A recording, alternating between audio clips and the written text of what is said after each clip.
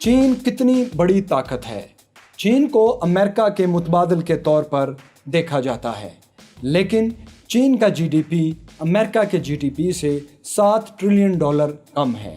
World bank کے مطابق اگر قوت خرید کے اعتبار سے دیکھیں تو چین دنیا کی سب سے بڑی معیشت ہے، لیکن ہمیں یہ بھی غور کرنا پڑے گا کہ چین کا جی ڈی پی امریکہ سے $7 ٹریلین کم تو ہے، لیکن چین اتنی بڑی معیشت 1 ارب 40 کروڑ آبادی کے ساتھ ہے، جبکہ امریکہ اتنا بڑا جی ڈی پی صرف 35 کروڑ کی آبادی سے حاصل کر رہا ہے، جس کا مطلب یہ ہے کہ امریکہ کی برین پاور چین سے بہت زیادہ ہے۔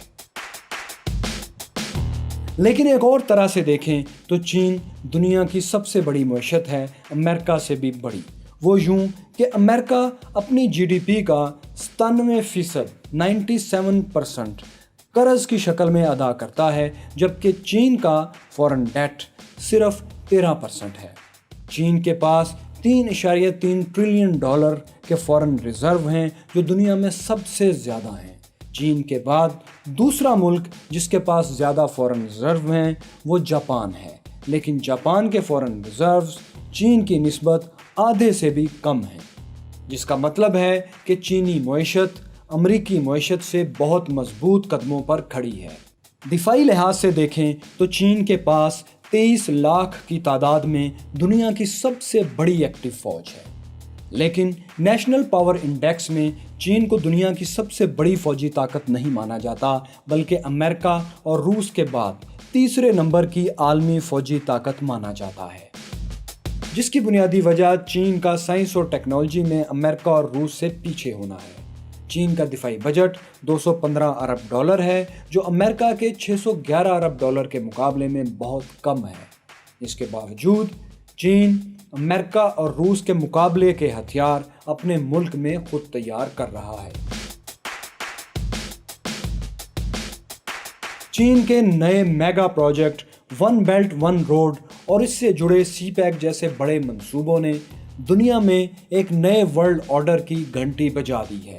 گو چین اس بات کا تاثر نہیں دیتا کہ وہ امریکہ کے سپر پاور سٹیٹس کو ختم کرنے جا رہا ہے، لیکن امریکہ جانتا ہے کہ جب چین کے یہ منصوبے مکمل ہوں گے تو ان کے تحفظ کے لیے چین کو ہر اہم مقام پر ایک فوجی اڈہ بنانا پڑے گا، جس کی پہلی مثال افریقہ کے ملک جبوتی میں چین کا پہلا فوجی اڈہ ہے۔